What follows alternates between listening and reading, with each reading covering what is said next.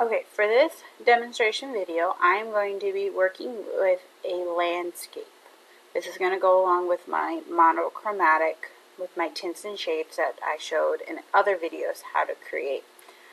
So I'm starting off with a blank piece of paper and a pencil.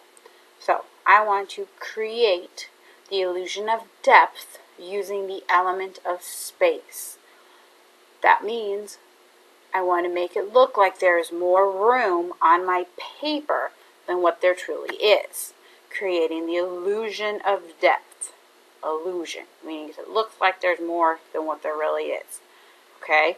Creating the illusion of depth. I folded my paper in half. You're not going to, but I wanted to try to get as much of my paper on the screen as I could. So, I've got my paper. I've got my pencil. I'm ready to begin. I want to create a landscape. I also want to make sure that I have foreground, middle ground, and background. So, I want to start off with my horizon line.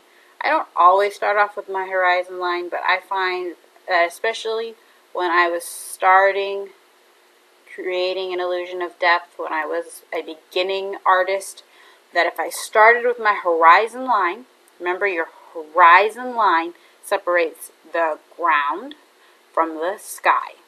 Some of my landscapes that are in the classroom, you will see, do not have a sky.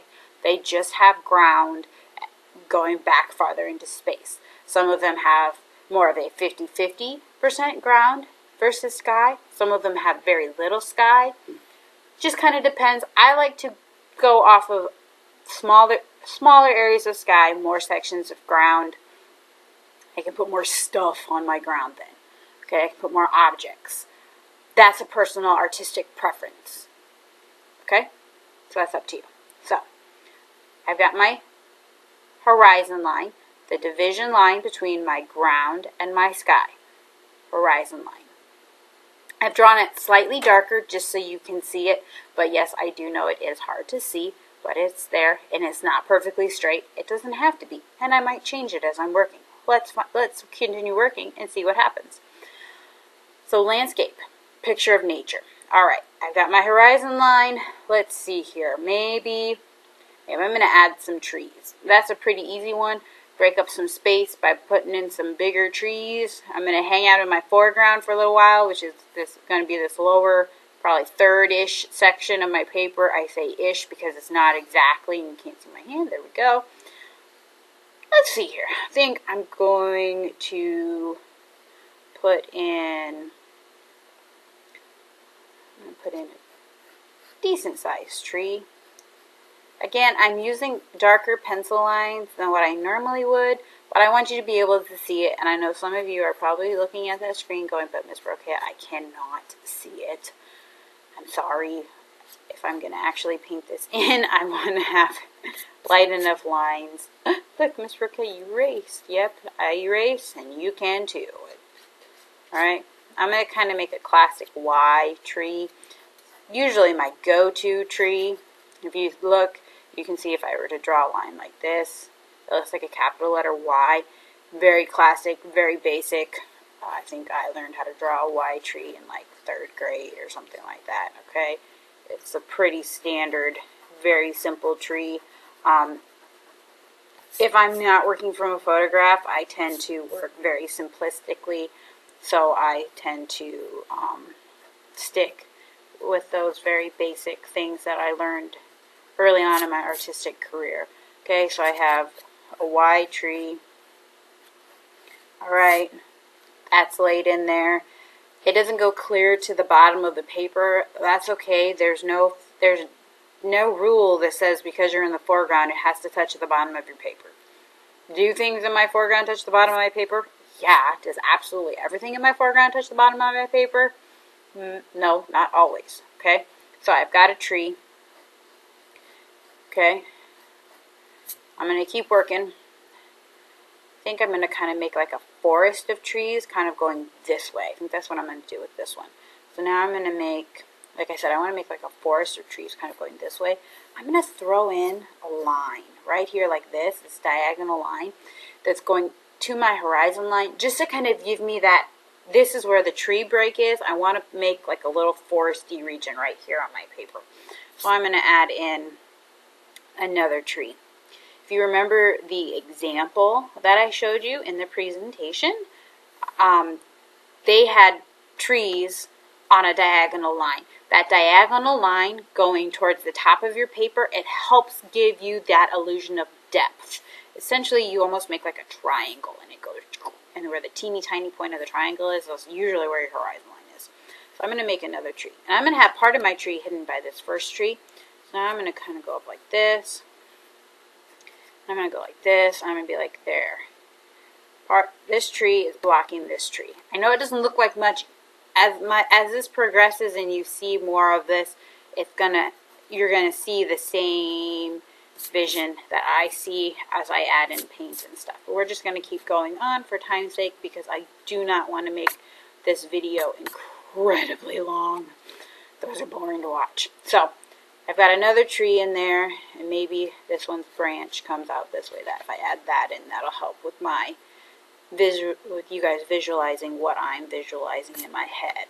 Sometimes that's the hardest part of being an artist, is showing what you see in your head on the paper. Okay? And some of my lines are lighter than others, but you know, I need them light so I can paint without having to worry about anything. So I got a tree there. Okay? I'm going to make another tree.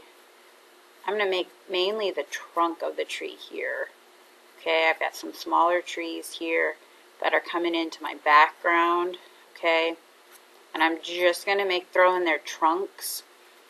If you've been in class with me before, you've seen me just throw in the trunks of my trees, and yeah, I'm going back and I'm erasing part of the horizon line, but see, you can kind of see I've got foreground, I've got middle ground, and now I'm working in my background. I like to work on my paper as a whole, so I'm going to take a break from this side. I've worked for probably 5-ish minutes on this side, give or take, because I've been discussing with you guys as well. So I'm going to take a break from this side, and I'm going to work with this space over here, because if you look, my paper is very unbalanced. I have lots of big trees here, even though those are little. I have lots of things going on here, and I've got nothing over here. I got 2 lines, okay? So let's look over here. So I've got trees on this side. Maybe there's a path here. Oh yeah, maybe I'm going to add in a path, or maybe it's water. I don't know. But I'm going to add this. See this triangle? That's what I was telling you just probably a minute ago. Triangle. It's showing, it's going back into space, okay? So now I've got this. I've kind of divided my paper as well, which sometimes is a no-no in art. You kind of got to feel it out. So I got some trees. You know what? I kind of want to add in a little bit of a man-made structure. I think I'm going to put in just a little itty-bitty cabin-like thing right here. I think that's what I'm going to do. I'm going to throw in just a little bit of a cabin. Nothing big and fancy. I'm not throwing in a bunch of details. I think I want like a little cabin in the woods. Nothing grand, nothing detailed, nothing super. I'm going to throw it in there. It's got a little bit of structure to it because I did add in some perspective. You can kind of see I eyeballed it to, if this was my vanishing point, okay, I want it there. So that way it goes with the same perspective that I'm seeing. Excuse me, frog there. All right. So I'm not going to focus on that really because man-made things are not what I'm focusing on in my landscape. I could go to town on details there, and it's in my background. It doesn't need to have tons of details. So now I'm going to add in, I think I'm going to come here, I'm going to add, this is kind of my signature with these landscapes that I do. I've got to have some big old tree, okay, that breaks the picture plane, okay. It breaks, it goes outside of my viewing area. It's called breaking the picture plane, breaking it, okay. It's like my signature. It's something that is like, yep, Miss Broquet always includes this, okay? It's part of my signature. It's part of what makes my artwork, okay? So I gotta have that big old tree. Now I don't do I'm doing the lower level Y trees, but I don't do the little kid looking, there's the great big hole with where the owl or the bird lives. I don't do that. But the simplicity of the wide tree is what I like to keep. Alright, so I got my big old tree.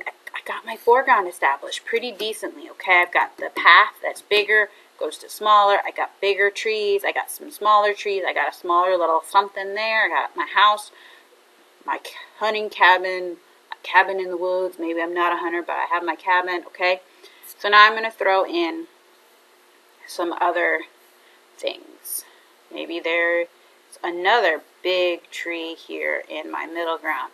Notice I'm not going to the end of my paper, even though it is my middle ground, and I am making a big tree. I am not going to the bottom of my paper. It does not have to touch the bottom of my paper. It does not.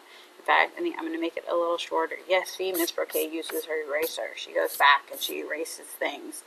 Okay, she plans things out. She uses light pencil lines. Look how easy that was for me to erase. Okay. Some of you, this is getting boring. You're seeing me add in details that you're like, man, I just want to get to my own drawing.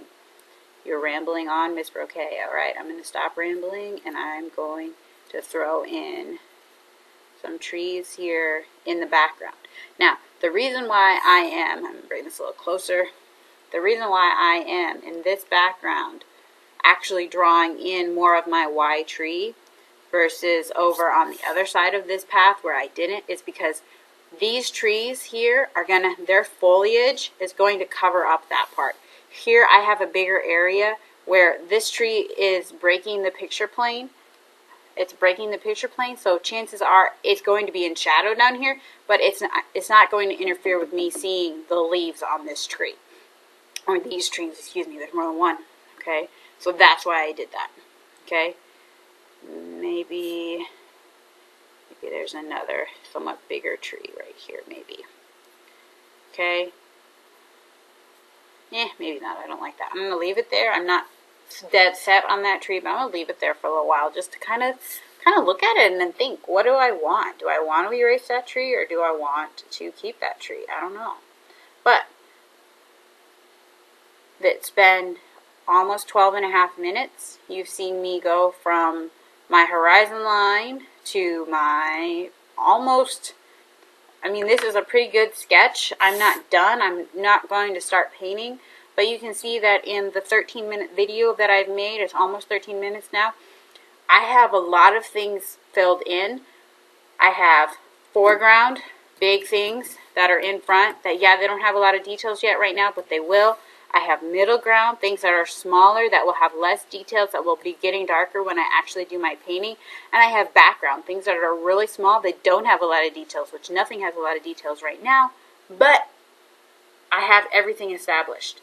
And I did all of that in 13 minutes and 15 seconds.